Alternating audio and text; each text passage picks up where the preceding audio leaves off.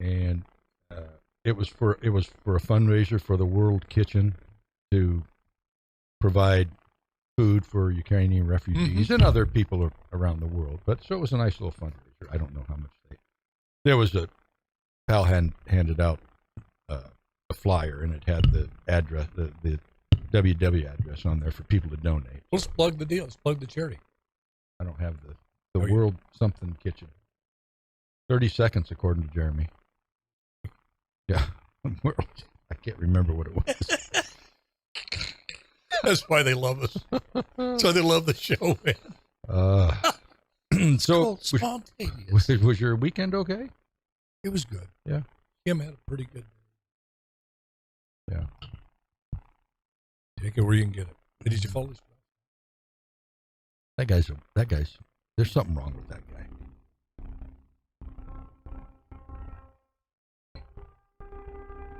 From NFL quarterback to Hollywood to the mayor's office, and now behind the mic at KXEX, this is the Alan Autry Show. No retreat.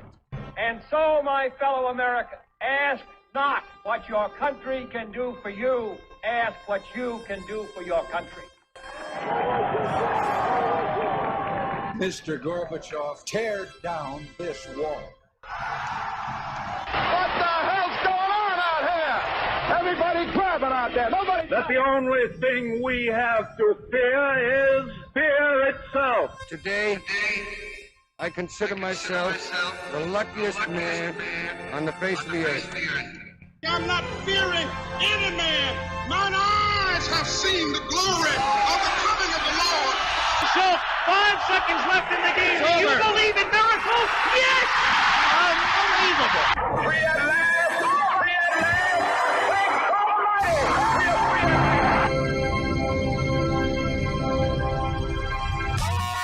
You're listening to the Alan Autry Show on the best talk in town. Talk Radio 1550 KXEX. Call Alan now, 559-899-1550. And welcome to Alan Autry No Retreat. It's Manic Monday. Excuse me. Name given by our guest, special guest, but it's becoming a regular.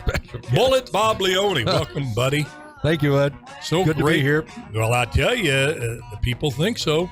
Our ratings are just skyrocketing every time you're on the show. It just... Well, I don't know. You don't think I have you here because I like you?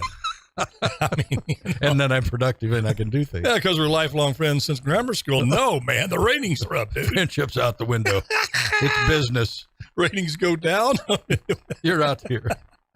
No, we appreciate your time, Bobby. There's a lot of places you can be, and you've chosen to be here on Manic Monday and sometimes on Taco Tuesday, Free for All Friday, Thunderous Thursday, and Big Wednesday. We've got to get another name for this. But anyway, a lot to cover here today. Gosh, I'm looking up at breaking news here. Trey Gowdy, man, I tell you. Look at that guy's head. I'm one to talk about somebody. He's a handsome. Hey, but that haircut, man, that hair, I mean, I'm one to talk to. See, now I'm going to get, what goes around comes around. I'm going to make it about somebody's hair, and I'm going to lose mine. That's my biggest fear. I like Trey Gowdy, but that is... Yeah, did he actually look in the mirror when he got done with that thing? Well, what are you going to do with that? It's like me. I got hair finer than a frog hair, and there's only so much you can do with it. So somebody told him just do that little Opie Taylor swoop over to the left and go out there. It looks like he's highlighted that too with some blonde. Well, they didn't factor in the ears. You got to put something on the side because those ears look like he runs too fast. They become airborne. But anyway, we got some hard news here. We got a special guest coming in, James Bradley, Bullet Bob, who's running for senator, I believe, against Feinstein. We don't have a lot of information on him. Guillermo texted me this morning and said Mr. Bradley's in town, running second in the polls, but gaining momentum, and seems to be kind of our kind of guy, a veteran. Has given a lot of time to helping American citizens, get out of Afghanistan, and just that alone is interesting for me. So we'll be happy to have him on the last 15 minutes. But let's go from that and segue to baby formula. Okay. Were you raised on formula? I have no idea. Huh? I have no. guess. I don't know. Wait, did you have see, I can remember sucking on a bottle. Okay. Well, yeah, but it was milk. Yeah, that's what I was going to say. I think it was just milk. Milk that went in those bottles. I don't know. So, but now I guess milk's not good enough. You got to have the formula. Yeah. And there's a shortage of it, big shortage of it. Nation's in a panic. Again, you just look at this and you say, where do I begin? You know, it's such an easy tee up if you really are a partisan, Republican. If you're a partisan out there, you're on this like a starving dog in a meat house. Look, they can't, what they did in Afghanistan, that surrender there, the border being what it is, crime. Now they can't even feed our babies. We got to be, and I get all that. And my point is, independent-minded, centrist people like ourselves, Bobby, look at this, and you got to say to yourself, my gosh, what's going on? What? And then you follow the genesis of this shortage, and you're still slapping your head going, are you kidding me? Is this for real? See, Biden on, I think, May 12th said, when questioned at a press conference about this issue, said, well, I'm going to address it because it's been in the newspapers, and so I'm going to address it as if it was just something new. Then you find out the people of HHS, who's responsible, along with the Secretary of Agriculture, for this issue, not letting something like this happen, those two departments said they were aware of this last year and did nothing. Did nothing. And then you find out that the plant that closed down, I believe, I may be wrong on this, I think it's Michigan, but I may be wrong. But anyway, the plant, wherever it is in this great country, was shut down because of some health concerns. But then they find out they tested all the formula, and there's nothing wrong with it. Yet they still can't get the plant up and going because of some bureaucratic things or paralysis of analysis by the FDA. Something. So we end up, President of the United States having to declare the war to initiate the War Powers Act for baby formula. To get the baby formula here? Yes. The War Powers Act is something you really keep in reserve for very, very... Like war powers? Yes. You're going to war. I mean, I'm not the brightest. Yeah, I got it. Yes. Your title kind of gives it away. We got to go. So he triggers that, and he sends this plane over to Switzerland. So he got a military cargo plane, Switzerland. They fill it up with 35 tons of formula. Apparently, Switzerland doesn't have a shortage. They make good formula, I guess. Good, and chocolate. Great chocolate. And watches. And watches. Yes. Did you know my mom was born and raised there? I did know that. Autry, Leone, Switzerland. Still had that accent. Yes. To the day. It was beautiful. So I have a soft spot, obviously, in my heart for Switzerland. Absolutely. Anyway, we thank digress. you, Switzerland, on behalf of our children who can't speak. Yes. Our little babies. Yes. Thank you, Switzerland. Anyway, they loaded up that plane, 35 tons, folks, of baby formula. Had to go through Germany for some reason. So they can't fly it directly. So they have to go over, stop in Germany. I don't know what, maybe to get up some German chocolate. Or some German formula. Or some German pianos. I don't know. Some Steinways. Anyway, they take off from Germany, bring it here, and they have 35. You know how long that's going to last? 35. I don't know. I did a little research, oh wise and wondrous one. What did you find out? 35 tons of Switzerland formula is enough to feed 9,000 infants and 18,000 toddlers for 1 week. 1 week. Okay. 1 week. We don't have a crisis. So crisis Monday averted. Lands on Sunday. Monday's okay. Tuesday, baby's going. You're looking in the refrigerator. You're seeing the Swiss formula starting to decrease. Wednesday, you're getting a little bit nervous. Thursday, you hear the other plane's not coming in. The War Powers Act has been repealed. You got the one flight. Thursday, it's formula crisis again. Bob, why don't they just open up the freaking plant? I don't know. Did they give any reasons why it's this is the place in Michigan you're talking about? Well, I'm not. I want to correct myself. I believe the plant's, but the plant produces 43%. Understand? And I went to multiple sources on the internet. Then they agreed 43%.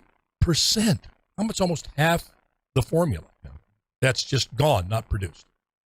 And again, the samples they have tested from the so-called tainted plant has been perfectly fine. So you tell me, has anything made sense in this administration? And this is the same administration that said inflation is good. Inflation is good. You know what? You're just looking at this wrong. The package of bacon that you paid $5 for, that's now $12 a pack. It's good for you. Let me Good ask for you your this, budget. Hoss. Gas, $6 a gallon instead of $4. Good for you. Do we have any numbers of how much that formula costs the U.S. I do not know. To buy it and bring it over here? I do not know. I know formula. I mean, a lot of raised a couple of kids, and just any kind of baby product is not cheap. Yep. Baby food ain't cheap. But anyway, I just think it's kind of symbolic here. And the last thing that the Democrats need is to have something like this happen going into the midterms. And I know folks are going, well, Autry, you're just tying this to politics. Folks, I got news for you. You haven't seen every single freaking thing is tied to politics now. I don't like it. I hate it. But it is what it is, as they say. And we got that quote up there of the government response to, this was in May 10th, 2022. May 10th now. It says this is from the White House statement. The federal government, including the Department of Justice, Department of Transportation, U.S. Trade Representative, Department of Homeland Security, they got everybody on this. White House has worked diligently over the last few months to address the shortfall in infant baby formula production. I want to let those last words sink in. For the last several months, all of those organizations has worked diligently over the past few months to address the shortfall in infant formula production. You've got the best minds, supposedly, in the government working on this, and you still can't get that plant up and running when they knew it was it was going to happen, that we're heading that way last year. Again, it's just when you think, Bobby, you can't get any more absurd ways to make you. I mean, I'm like one of those cartoons. I hear something like that, and I just it makes you want to go. It's great. Well, let's go. We got Laura. She's got something on the baby formula. Laura, you there? I'm here. Well, you got some help me out with this. I don't know whether to laugh, cry, go crazy. It's just disgusting. It's like a dream, like a crazy dream. It's like, hey, you wouldn't believe what I dreamed last night. I dreamed we had a baby formula shortage. What it is. What's that? This is the FDA at their finest. During COVID, they did not do the inspections that they were required to do at these baby formula plants. They actually lied. They actually have documents showing where FDA inspectors claimed they went to these plants, and they, in fact, did not go to these plants while we were in the big COVID lockdown. Well, then when the recall occurred, they decided they were going to go ahead and do a big inspection because of the recall of the 2 babies that died. They later found out was not related to the formula. But when they went into the plant was disgusting. It was filthy. Mm-hmm. It didn't meet any standards or criteria. They had broken machinery. They didn't have enough bodies on the floor. They had no safety measures in place. This could have all been avoided if the FDA had actually gone into the plant. I was going to say, from September to current, there was no baby formula being produced, which is why we have such a shortage now. And it falls squarely on the FDA. Who's surprised? Not me. No, not me at all as well.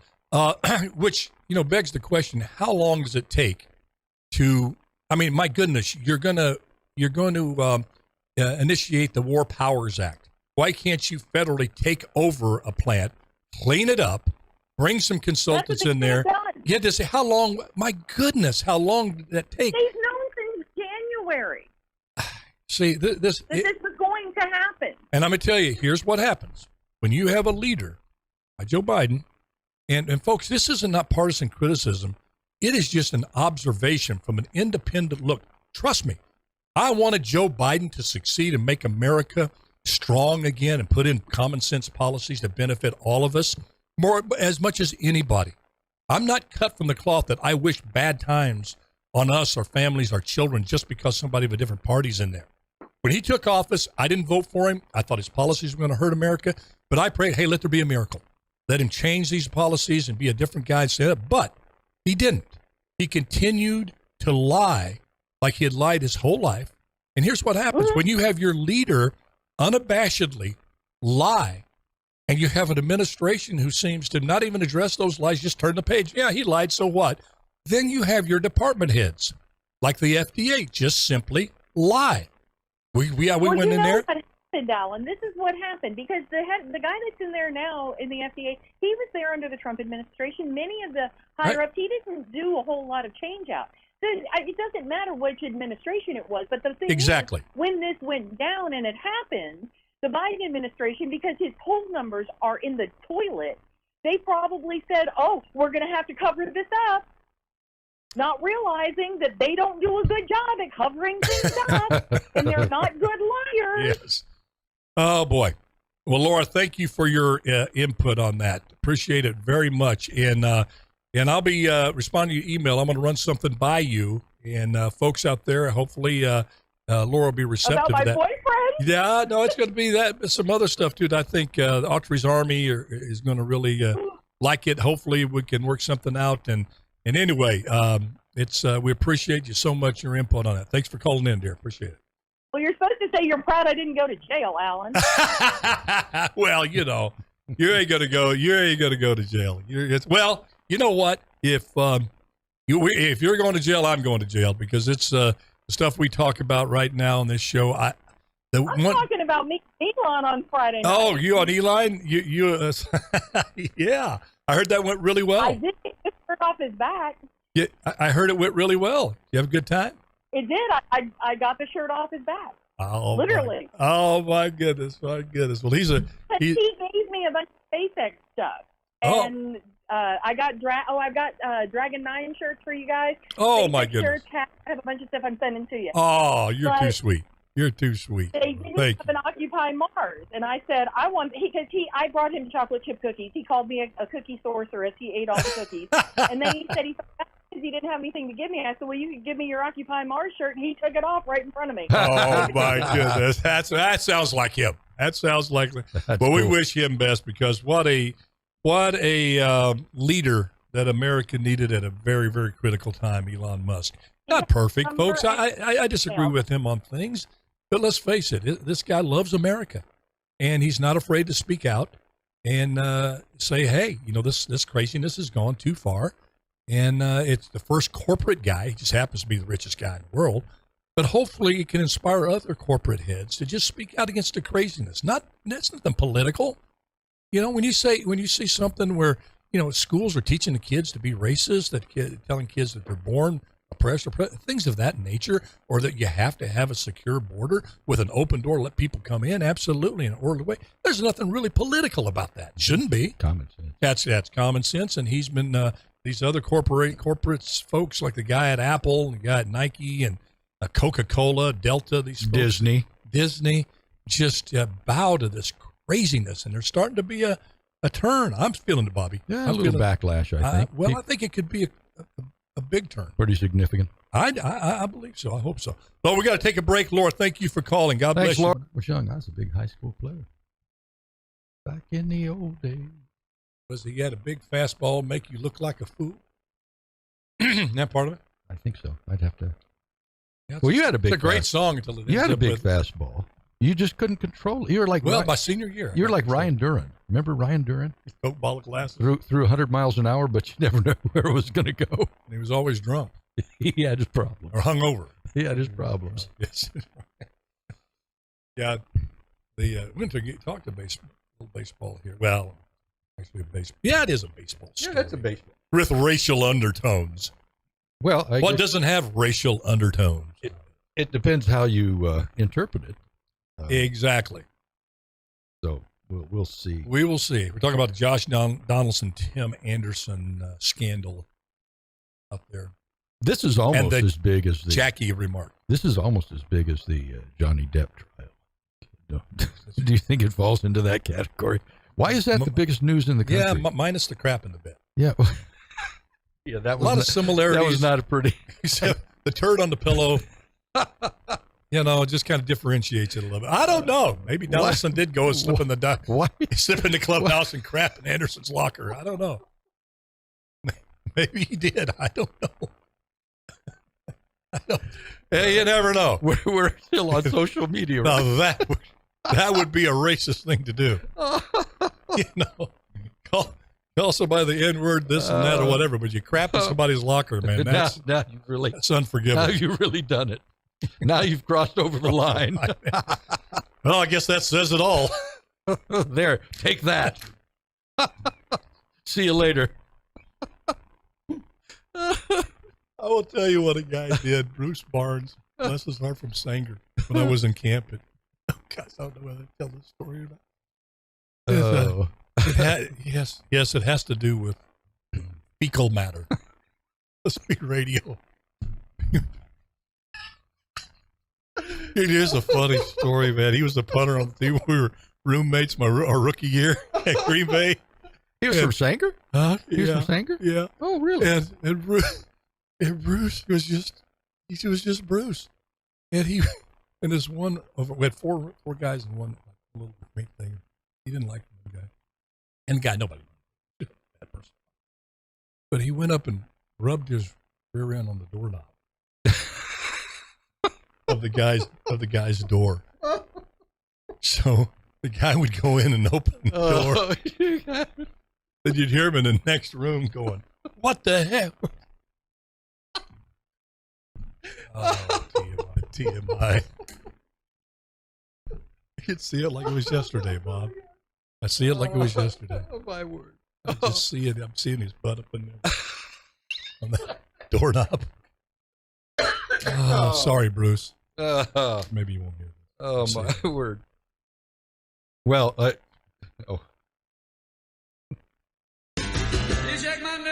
You're listening to the Alan Autry Show on the best talk in town. Talk Radio 1550 KXEX. Call Alan now. 559-899-1550. Hey, and welcome back to Alan Autry No Retreat. So honored and humbled to have you here with Bullet Bob on Manic Monday. He usually comes in on Taco Tuesday, but tomorrow we may have Kimberly back with Sister Jan. Special guest tomorrow. And we're going to talk about some, easy subjects. That's a little non-controversial. Abortion. Okay. So we'll get from a woman's perspective. I think that's a great idea. Yes. And a great programming idea. Okay, we got a little in the sports world. Switching to sports now, Bob. Good news for egg lovers. John Donaldson and Tim Anderson have a little spat going out there. Little racial overtones. Why don't you fill the folks in? What's happening there? Well, you can fill in the blanks as well. Apparently, Josh Donaldson. Let's start with him. He's had a number of interesting incidents that have occurred to him with various teams. He's played on several different teams, but he always seems to be in the middle of an issue, a controversy, a storm, and he's wide-eyed, going, "I don't know what happened." Yeah, well, a couple of years ago, one of his most famous incidents. He was having trouble. He's with the Yankees now, by the way. Yeah, he's with the Yankees. And of course, good ball player. Mr. Autry is a diehard Yankee fan from way back in the early 60s. And Bullet Bob is a diehard San Francisco Giant fan. Yeah, I hear the applause out here locally. Go ahead, Bob. Anyway, Donaldson, I believe, was when he was with the A's. And he was having trouble with the home plate umpire on the balls and strikes issue. So not unusual. Not a ball player. Yeah, good. He is a good ball player. For a ball players have problems with umpires. It goes with the territory. Right? So he's right in there now. He hasn't departed into cuckoo land yet. Yeah, no, he was okay. Anyway, he apparently had problems with the balls and strikes, and he was giving the umpire some back talk. And then on the next pitch, or a couple of pitches later, he hits a home run. So he's rounding the bases, and as he gets to home plate, he covers the plate with dirt. He touches the base after his home run and covers the plate with dirt, which of course means immediate ejection. He's done some other things in the past that have been a little bit questionable as to why he would would do these kinds of things. The same type of thing, like put this and putting dirt on the plate. So the other day, I think it was, what was it, Friday or Saturday? The Yankees are playing the White Sox in Yankee Stadium, I believe, wasn't it? Because he was wearing home whites. Yep. And Tim Anderson, a good player for the White Sox, they hit a triple or something, and when the throw was coming to third base, Donaldson was playing third. He got the ball and he kind of pushed Anderson off the bag. And Donaldson said something, Tim Anderson's African American, by the way. Tim It's a key point in this. Tim Anderson, a black ball player. And so Donaldson, who's white, pushes him off the bag and says, "Nice hit, Jackie," or something like that, in reference, of course, to Jackie Robinson. Some additional words were said, and pretty soon the benches are clearing, and there's a big brouhaha. Anderson claims that it was a racist remark made by Donaldson, and he still sticks by that, although earlier in his career, Anderson had referred to himself as the modern day, the next Jackie, or modern day Jackie Robinson. Big statement. Yeah. So Donaldson, pleading innocence, says, "I'm just referring to him like he referred to himself a few years ago in this Sports Illustrated article," or wherever it appeared. And therein lies the rub. Anderson claiming it was a racist remark. Donaldson claiming, I just, repeated what he said of himself.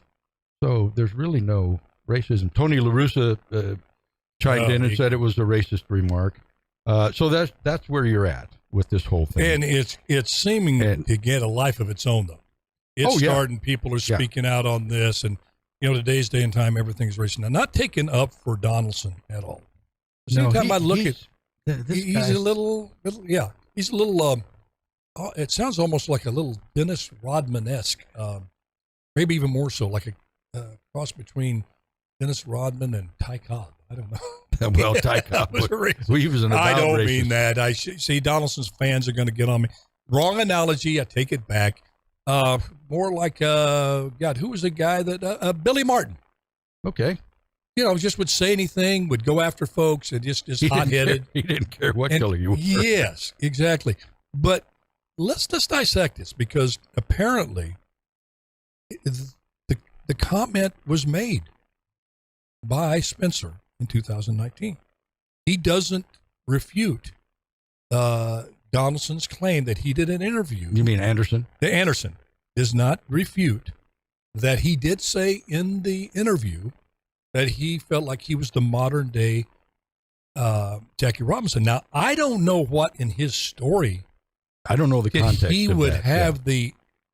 Let me find. That's pretty bold. The audacity. Yeah, sincerely, pretty bold to say. I mean, what did you go through in your life, Tim, that remotely resembled what Jackie Robinson had to go through? And so you set yourself up there, and you've got to think to yourself, there's probably some African American athletes that, even though they didn't say it, probably didn't appreciate that. Yeah. Probably didn't appreciate it.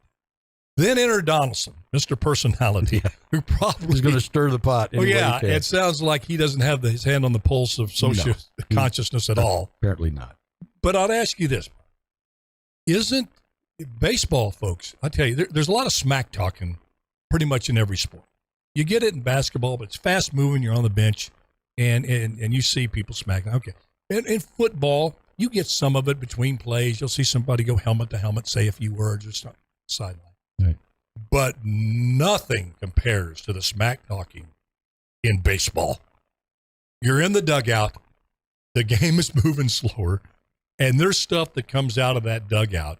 And the whole thing is you better get thick skin. Yep. Because your opponent, if they find weakness, they're going to go after it. So, and apparently, according to Donaldson, and again, Anderson has not refuted this, that they've had this ongoing. Yeah, and that's the interesting thing. He's called him Jackie before many times. Yeah, and apparently there was never any issue with it at that point. No issue. And now all of a sudden, it's become an issue. So I'm not sure what's going on with these two guys. Well, do you think maybe the Times call for Anderson, okay, it's a different era. I need to respond to this because other people heard it and took offense. So I need to take offense at it. Well, because Donaldson saying, look, yeah, this is rough stuff, but I didn't mean it from a racist. I meant, hey, you called yourself Jackie Robinson. And by the way, there was more to Jackie Robinson than his race. He was, by the way, a really good baseball player. Yeah. Okay? Yeah. He was a great hitter, hit with power, speed, average, great glove at third base. And you're saying, hey, you're stuck in coming Jackie Robinson. Did you mean just racially or a talent as a baseball player? Yeah. That's where Donaldson's coming from. And you're Jackie? Yeah. Well, Jackie, you almost got picked off type thing. So I'm wondering really what set it off. Maybe it is, it's 2 years, 3 years later after he made the comment. A lot of things have happened. What do you think about La Russa, though? Here's a dude. It's one thing to say, hey, that's a racist, or that's a racist comment, rather than saying, okay, that's a racial comment. And you're racist. Yeah. You don't know the context of that, Tony. How old is La Russa? Is he 80 yet? He's about 93. I mean, that guy was managing, and obviously age doesn't really play a part in the discussion because we're both there. Bobby, we know it plays a factor, okay? But we're speaking from the But this guy, Hall of Fame manager, I don't know. I think it was primarily because I can't read his mind, because Anderson made an issue of it. And I think Tony's simply sticking up, supporting his player. Maybe that's where it comes from. That's a pretty tough statement. But that's to make. Joe Biden type language, knowing the whole story. Knowing nothing, right. And again, I'm not taking up for Donaldson. I'm just saying, come on, folks. Let's not be so quick to cut. Let's look at the context of it. Does Donaldson have a history? Is there social media posts in the past of Donaldson with racial comments? Are there other African Americans that have interaction with Josh Donaldson? What I'm hearing is, like you're saying, what I'm gathering from people in this situation, Donaldson, not probably the guy you want to go have a beer together, ingratiating, good ball player, so we keep him on the team. Kind of a loose cannon. He can hit for power, but he's not this. Yeah. You don't hear anything else, at least so far, that intimates that this guy, so this whole thing, and I think that's where the left gets in big trouble in these race merchants. Next thing you're going to have is Al Sharpton coming in, wanting Major League Baseball to ban Josh Donaldson for life and all of this stuff, and it's like, come on, let this thing do, there's a thing called conflict resolution. And there's another buzz phrase, it's called social justice. And that gets a lot of folks in the right going, but there's some aspects of social justice that are pretty good. One of the aspects is you bring people that have hurt, say an individual hurt somebody else, either through words or actions or what have you. And it's done well with kids, young people. And you bring them together. And they get to talk about what those words meant, how those words that you said hurt somebody. And invariably, because I have this mentoring organization, about 90% of the time, you have the person who said the bad words or did the bad behavior never really meant it. They didn't mean it from the heart. I tell you hear it all the time going, hey, that's the way I talk to my friends at home. That's the way I talk to my family. And I'm not saying that, and again, not being an apologist for Donaldson, but, I would start with that if I was Major League Baseball. Get these two in a room. Well, get some trained folks in there with them. Let them talk this out, just those two, and see if they can come out and say together, wouldn't it be nice in a press conference saying, Josh and I and Tim and I have been talking for 2 hours, not just in sound bites. We've sat down. We had some people help us, walk us through this way. And you know what?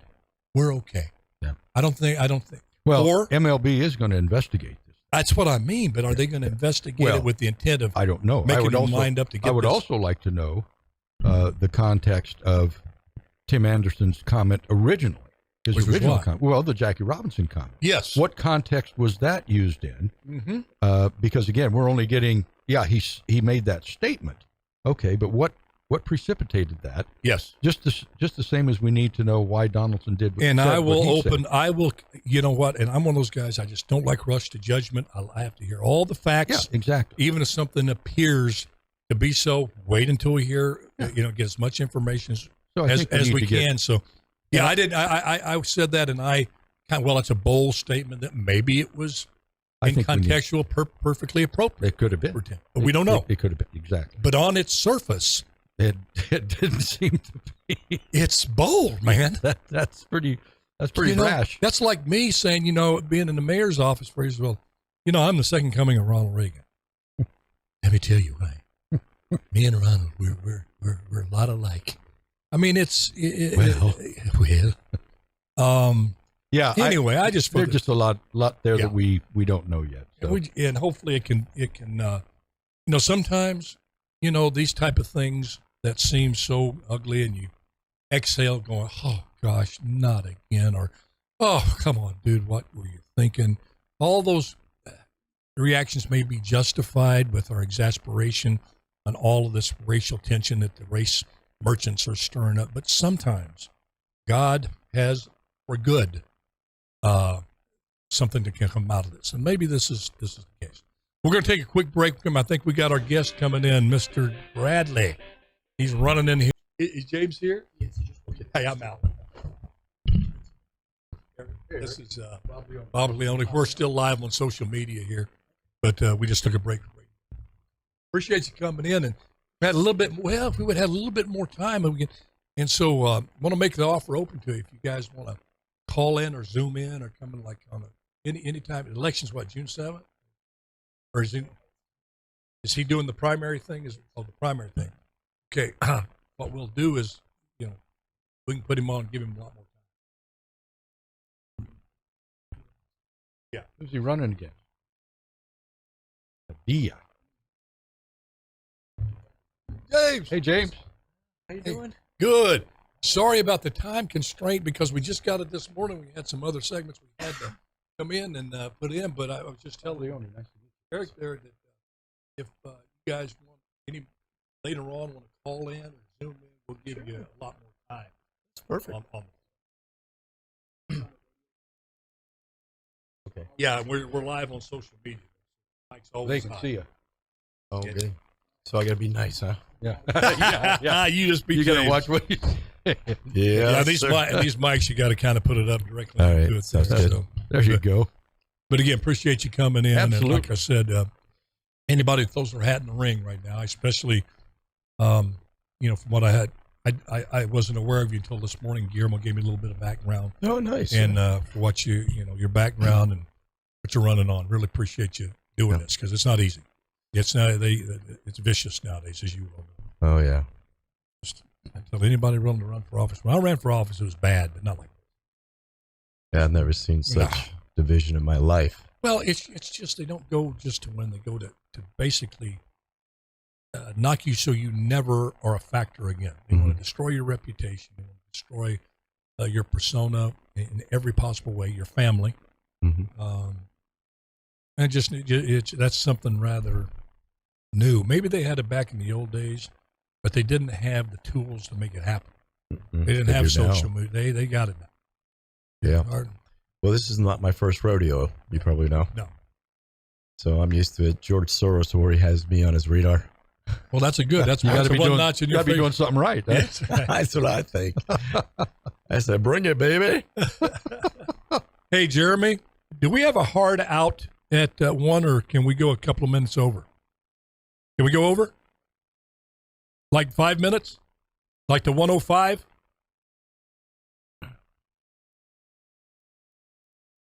Live. Mm-hmm.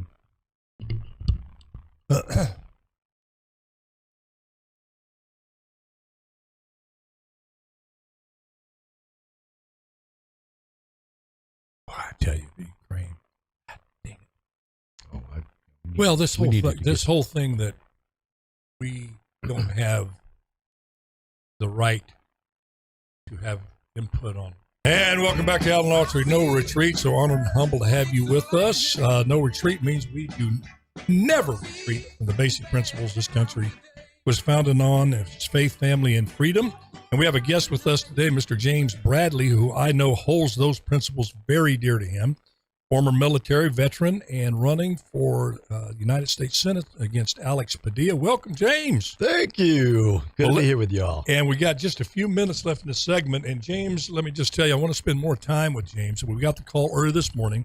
As you know, we had the show already lined up, but I felt so strongly about Mr. Bradley here. We wanted to get him on and give you just a little preview of him, and hopefully, God willing, we'll be able to have him on for more time on a later Autry No Retreat.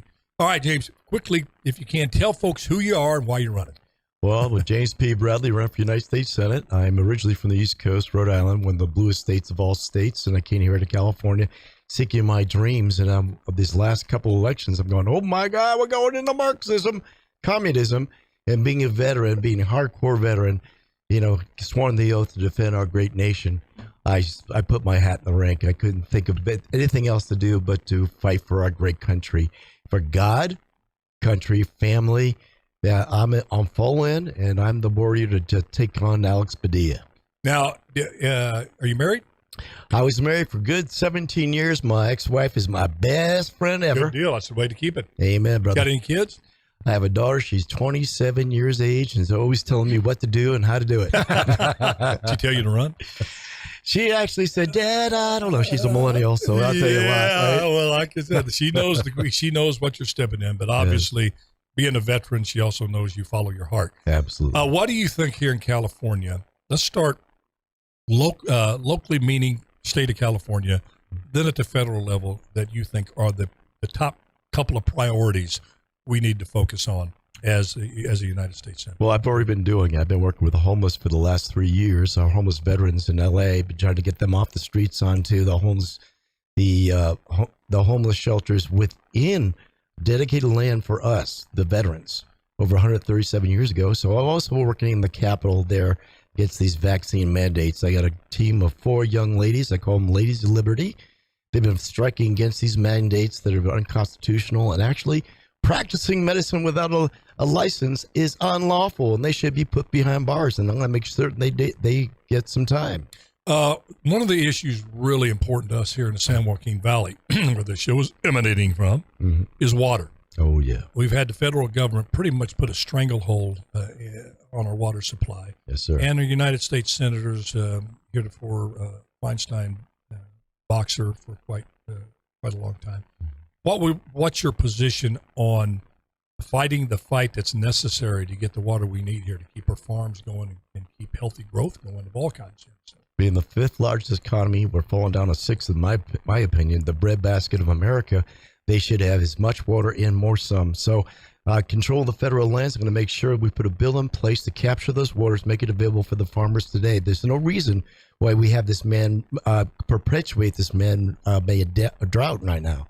So it is a man-made drought. Yeah, no doubt in my mind. No doubt.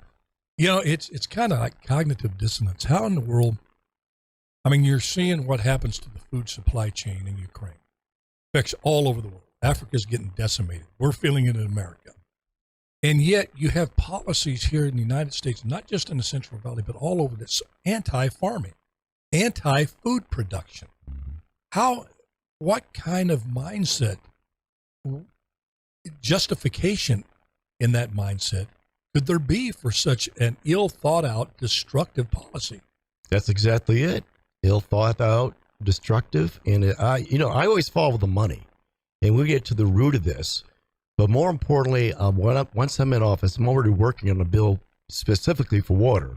So once I get sworn in office, it's going to be one of the very first bills I put in play to make sure these federal lands and that water goes right to where it should be. But I can't. The cognitive dissonance that we've been victimized by all these years has to end. It ends with me once I'm in office, sir. Love it. Well, the polls say that you're, I think, sitting number 2 now, but you got a lot of momentum. You got the wind at your back coming in. Bobby, you have anything for? Well, you touched on the water issue, and having been, we're natives of the valley, and my folks had a ranch and a dairy years ago. So even then, there was an issue. Now that issue is even more pronounced, because if you drive out to the west side, you see so much land that's fallow now. Mm-hmm. And as you mentioned, James, the breadbasket of the world, really, from the San Joaquin Valley. So we really need, I might preach it to the choir, but we really need a strong individual in the federal government who's going to say, "Hey, you just can't push these farmers aside. These folks are important. They're putting food on your plate, putting food on. Well, and then you get the line from some of the people from the supermarket. Yeah, well, we've got plenty of food. I just went to the store today, and it's all there. But we really need someone who's going to fight for the Central Valley to be able to try and get some water regulations passed, so the farmers can have their water to plant their crops. I'm not a big guy on more regulation, but there does come a time when their common sense has to step up. Common sense is in short supply, I think, in Washington. Well, I'm in full agreement. So we just need someone who's going to fight for the Central Valley and fight for the water for our farmers, so that they can grow the food that we all enjoy and eat. So, amen to that. Let me ask you this. Okay. Oh God, that wasn't really a question. Well, but it was a good statement. But it's a good discussion. It's what people like and tune in the show. And ratings are going up, way up. Thank you, Autry's Army. Appreciate you. But listen, you got the big elephant in the room. A lot of elephants in the room, but the biggest elephant right now is Ukraine. Give us, in short synopsis, your position on the key points of the Ukraine war. Roger that. Well, I'm already working, trying to save some family members out of Ukraine. You helped a lot of people out of Afghanistan. That's right. Yeah, we've been since August. We've been working, trying to get the remaining citizens out of Ukraine. Afghanistan. Now we're working on Ukraine. We've already brought out one family already to date.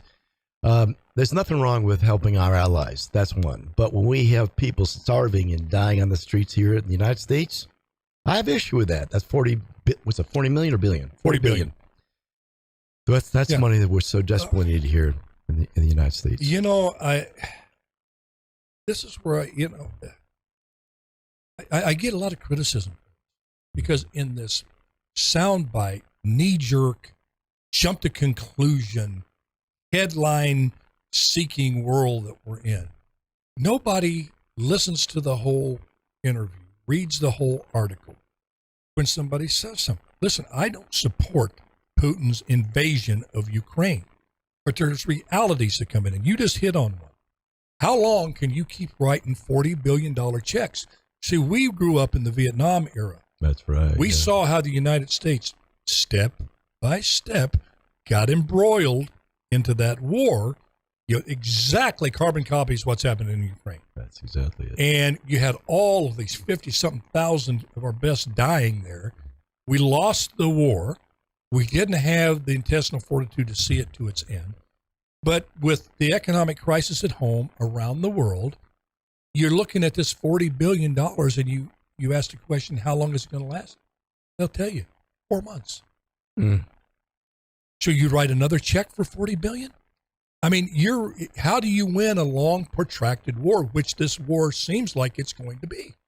Well, obviously they're going to be bringing us into this war, which we're all set against. And more, I see the $40 billion that could be helping us here, because why would we be more concerned about Ukraine when we have the mass infiltration over our southern border? Now, remember, when I was in the United States Coast Guard, we protected our waterways and protecting our nation. And with an open border as it is, and I just heard was Senator Marshall's interview today on another podcast, that with the conditions on the ground down there in Texas, people showing up dead. I mean, literally, it's extremely graphic. The picture he painted, I said, this is wrong. You're talking about our border? Our border. Here, with yeah, Texas, Arizona, New Mexico. That's right. Come on in. Come on in. Yeah. Meanwhile, we're sending you the hard-earned dollars, tax dollars that our children are going to have to pay out on. Here's the real problem. We've talked about it, Bobby, on this show a lot, is the absence in this administration of any real meaningful attempt to get the sides to the negotiation table. It's almost every policy, every interview. For example, Biden saying we need to grind Biden in the dust. He needs to be removed from office. Lloyd Austin saying that the goal is to crush the Russian army so they will never be a factor again. If you're Putin and you're the Russian people, you translate that as, quote unquote, an existential threat. People like to use that around, especially when we're talking about climate change, a threat to existence.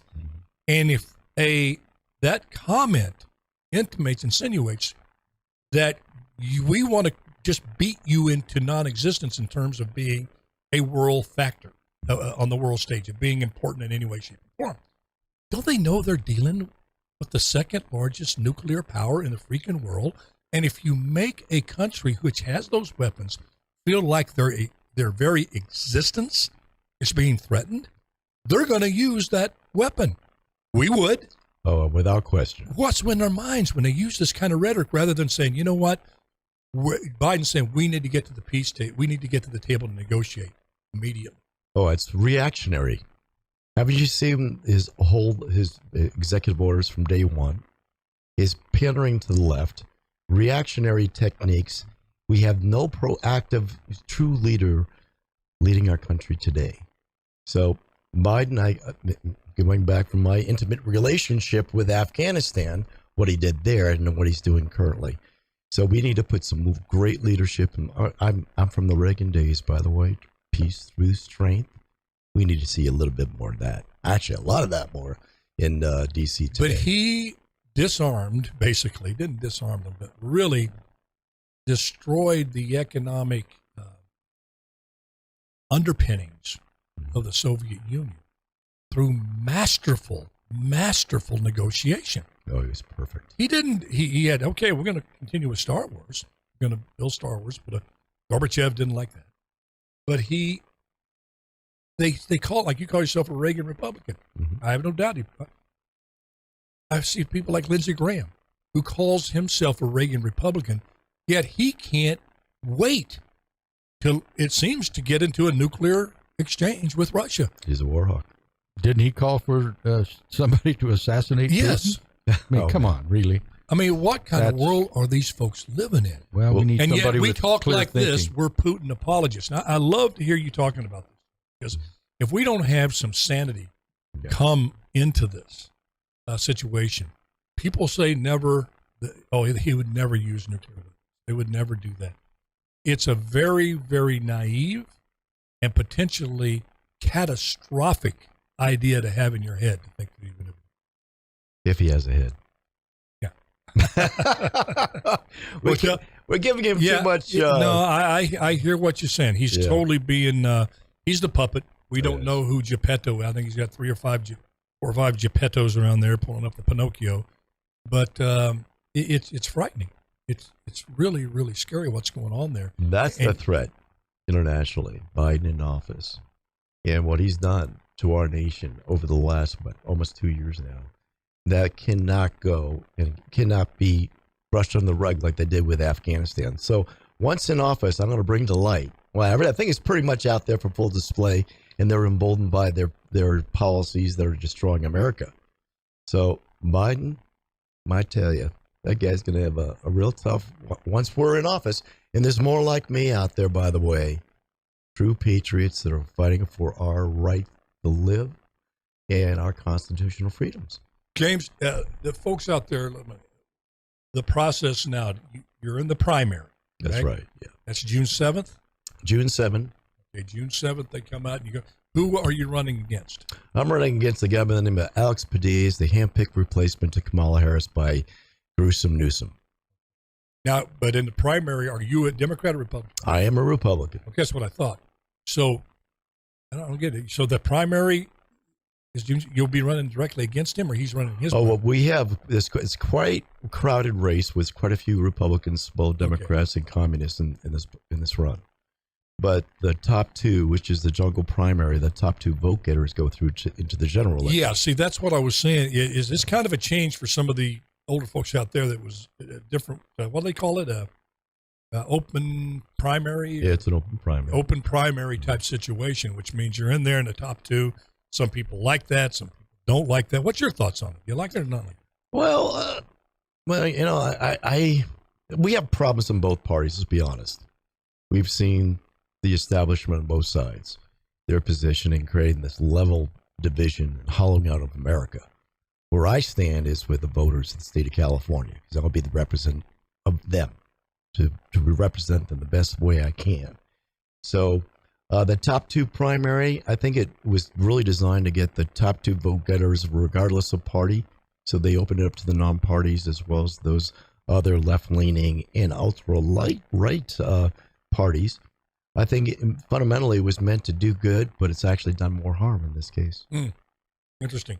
Who's the number one? Who's your number one contender? Who's ahead of you in the the Democrat opponent? The name to be mentioned is Alex Padilla. By the way, we can have another discussion about Alex Padilla, what he's done to this great state. Let's you go ahead. You got 2 minutes left before we got to go here. Okay. Is that what we have? Okay, we got a few more minutes. We got a little over 5 minutes. Go ahead. Well, excellent. Well, so Alex Padilla, he's been groomed by the Democrat Party since he entered politics well over close to 20 years ago. He city council, and he went to the state senator, then he went to the Secretary of State. What we're seeing here today in our election irregularities, with the ballot harvesting, with the mail-in ballots, ballot stuffing, lack of signature verification, not checking your ID to make sure you are who you are, that's the man. He's the one that baked into our election process the irregularities that disenfranchised the voters. So what I did in the heels of the 2020 election, I put together a lawsuit designed to clean up, to have fair, free, and honest elections in the state of California. I'm joined with 12 other congressional candidates, as well as the Election Integrity Project. So we're fighting it. We're in the Court of Appeals. We're looking at probably mid-July, we'll have a ruling on the Court of Appeals whether or not we proceeded into forensic investigation. So we're in motion. So what I want to impress on everybody here that's listening, you're looking for a candidate that's on the ground doing the work now, because what they're doing now is a precursor to what they'll do in office. We want to really elevate the bar and expectations of what we want in office. If they're doing it today, they're going to continue to do that in office. Because right now, I see all the candidates out there. They're just traveling the state and the nation, doing their stump speeches, collecting your donations, making promises that I frankly feel they have no intention of keeping. But I'm making that happen today. When you made a decision, you got anything? No. When you made a decision, listening. when you made a decision to run for this, see, I'm a logical guy. Good. I'm a dreamer. I call myself a pragmatic dreamer. I mean, I love it. I believe in miracles. I mean, I made a living for 30 years in Hollywood with this face, so I got to believe in miracles. I do that. But when you looked at the state of California, the voter registration, so predominantly Democratic, and you said, all logic says I'm going to get crushed. Mm-hmm. I mean, that's what logic would say. Now, I'm one that says, okay, when I went to Hollywood, look at me. I mean, I was going to get crushed. I ain't Brad Pitt, I knew that, but I felt a burning desire to go do it anyway, and things kind of worked out. What was your thought process in that context of how blue? I got my own thoughts about that, but what's your thoughts? What made you still push the go button, knowing all that? That's a great question, and I can tell you with a great deal of certainty and confidence that we're not as blue as everyone claims us to be. Okay. I believe a lot of those that were once Republican were tired of not only the party but being vilified in Hollywood, so they re-registered either as a Democrat or non-party preference. So right now the stacking is Democrat, non-party, and Republican. So where we're going to get that vote are the JFK Democrats. Remember those days? Oh, gosh, yes. Now what the country can do for you. By golly, they're more Republican than most Republicans. Well, let me ask you this. How big do you I think, let me preface this by thinking, I think it's very significant. Elon Musk came out and said, oh, it was beautiful. Here's a guy who leaned left, way left, never voted for a Republican in his life, and said, I'm going to vote Republican. Ronald Reagan made a classic statement. He says, I didn't leave the Democratic Party, it left me. Don't you think some of those true liberals, those 60s liberals bullet that we talk about, the Abby Hoffman crowd who believed in free speech, anti-war, all this stuff, don't you think they're in a position now getting close to saying, look, I didn't leave the Democratic Party, it left me with this woke far left stuff. So the liberals are sitting there going, I have no home in this CRT, open borders, gender neutral craziness. I'm more aligned with a moderate Republican, so I'm going to give them a shot. Do you think that that's at play in the minds of many of the voters in California? I think it is. I agree Those with old you. school liberals that may be ready to go your way. I believe that wholeheartedly because I spent the last 2 years in Beverly Hills and Malibu, Pacific Palisades, the area that you actually made a living at. Well, I didn't live in Beverly Hills, but that's close to it. I went through it. I went on one of those tours. Over there is Buddy Ebsen's house. Oh, that's classic. But go ahead. But on the ground, I tell you, in those meetings I had, these people are ready for change. Mm-hmm. But we can't do that until we have a clean election system. Okay, I'm going to ask you something. Yes, sir. I'm going to give you a tough question. Oh, boy. Because I voted for Trump. I didn't vote for Clinton. I'm an independent.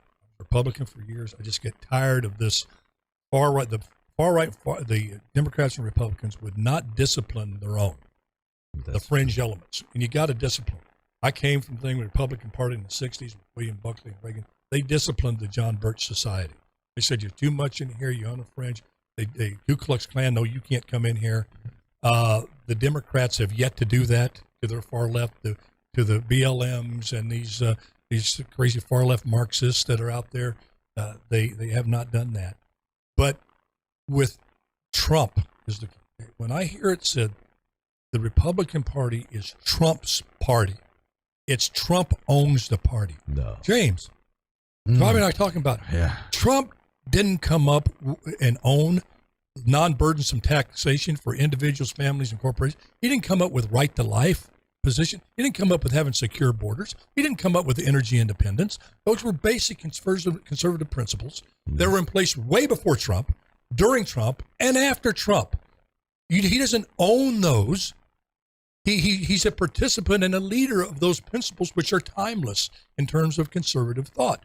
So what do you think about it? Do you think the party may be making a big mistake by saying it's Trump or nobody in 2024 when you got a guy named Ron DeSantis who people should consider, and maybe the governor from Virginia who's in there? They're automatically, what's your thought on Trump owning the Republican Party? Well, I don't think he owns it. He never will. He was a great leader. He did a wonderful job in office. But that office is for whoever does a great job, and whoever gets elected. He doesn't own our party. Exactly. I doesn't. I'm those principles, right? Absolutely, yes. And people say you're a Trumplican. I'm saying no. Well, first off, look at my license. Where does it say Trump? Yeah. No, sir.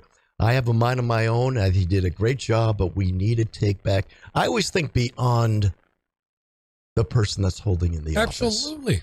People come, people go, people get recalled, people get killed in office.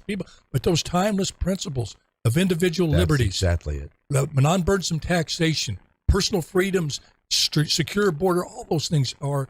You got to have unshakable principles and flexible politics if you're going to succeed. Now, I can either convince you to run for office, or you please be my advisor. Well, let me tell you, I already the fact that you and Laura, I know, is listening right now. That we have a listener named Laura Fisher, who just continues to work overtime in helping families get out of Afghanistan. Oh, good. She was able to get a family out that she became very close to. So I know she's very, very interested in what you had to say and what you're doing. Right there tells me. See, I vote for the character of the individual. Bobby, to me, that's now, and to me, if you have the right character, you're going to have certain beliefs that are, like I said, are timeless. I might think you're great, and I didn't mean to impugn somebody's on the left that's maybe pro-choice that they have bad character, but the thing is, I want you to be consistent. I want you to be truthful. The Democrats have become the lying party. Now, a lot of politicians lie, but they've made it a tool to unabashedly be used, and that is a character issue in terms of voting Democrat right now. Yeah. I mean, I wouldn't. One of my, I always look at a couple of things, and the first thing is that we found out that James was a veteran. Yep. To me, that right carries a lot of weight. That's a big box you check in. That's a big old box. My dad was in World War II. My uncle, who I'm named after, was killed in World War II. So if you're a veteran, that carries a lot of weight with me, because now I know where that person's thinking and where their heart is. And to me, that's if you've got those two qualities, You're thinking clearly. Common sense and good judgment is in short supply. If you're in the service, you have to have common sense and good judgment. So that holds a lot of weight for me. So I'm going to listen to what this man has to say because of his background. The Afghanistan issue, that putting your money where your mouth is. That is big time. Well, getting those folks out of there is unbelievable. And Laura, thank you very much for your efforts in that as well. Thank you, Laura. So that's kind of where I stand on the whole issue. Obviously, the conservative values and all of that's the way I was raised, the way you were raised. So I listened to that very closely. I mean, there's a lot of, and Haas, you know that. I mean, you know a lot of politicians, and it's like you said, James, it's this kind of stuff. So don't you think, like James answered this, good stuff, Bobby. Thank you for saying that. I Thanks, agree with Bobby. 100%. But we have a couple of minutes left here. Why don't you impart to people the sense of urgency to get out and vote? What you're hearing right now makes it, because the key is to getting that runoff. That's right. Because then you got several months for people to get to know you even better. Thank you for that. Right? Yes. Up in there in November. A lot of time for people to get to know James Bradley. So I'll give you, we've got a couple of minutes to urge Good. folks to get on out to those polls, man. If what you're hearing now moves you, Oh, you got to move boy. your butt to the polls. We want action now. We're done with the rhetoric. We're done with the promises and the lies that we've experienced over this administration and now in Sacramento. If you want someone to step up for you, doing it today, which we're doing, Afghanistan is one of the many things I've been working on in Sacramento, fighting against these mandates that are taking away your constitutional freedoms, your rights. Also helping the veterans, helping the homeless, in dealing with all these other election issues that you've been victimized by. I'm your guy. You want action? But you got to get out and go get to the polls. Got to get to the polls. You got to. And I suggest you show up the first day those polls open with ballot in hand. And this is what they did in the recall: is many people showed up at the polls, and they found out they already voted, but the ballot in hand is proof you did not vote. Oh, yeah. So that's what you do. You present that. If not, you just go ahead and vote as you do normally. We found that the mail-in ballots is where a lot of the issues are. So I say, get out there and vote. You want to learn more about me, my website? Yeah, absolutely. Okay. Plug it. Okay, it's going to be Bradley Senate. That tells you how optimistic we are. BradleySenate.com. Go to there, and you can find that little 855 number. Call that. I'll respond to you, address questions. More importantly, I'm reaching out to everybody. I want solutions. We want to get to work. We don't want to wait to get in office. So I'd say give us a call. Let's have a conversation.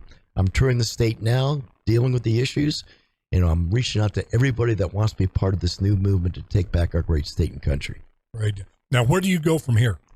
Right now, I'm heading down to L.A., hopefully get on one of those liberal shows. Sure. Then I'm going to head off to the border. I want to talk to the Border Patrol there, find out what's going on. I've been hearing a lot of bad things, a lot of good things, but I want to talk to them and see how I can support them. And then I'm going to come back up here again, and I'm going to spend some more time talking about the issues and solutions. So June 7th. All right, folks. Well, we got to go now. We run down. I tell you, exciting time. Election time is really, really exciting. You have a chance to go out there and make a difference. Whomever you want to vote for, just go out and vote, because it's one of the most precious rights that we have in this great country. So until we meet again on Taco Tuesday, it's old Alan Autry, or what's left of him after 8 years of mayor, Mr. Robert Bullet Bob Leone, James thank you. Bradley, and one more time, they can go to Bradley for Senate. Bradley Senate. BradleySenate.com. Yes, sir. That's right. BradleySenate.com if you like what you heard today. God bless you all, and just remember this. Just do your best and let God do the rest. Amen. That's all he expects of you, so that's all you expect of yourself. See you tomorrow. Bye-bye now.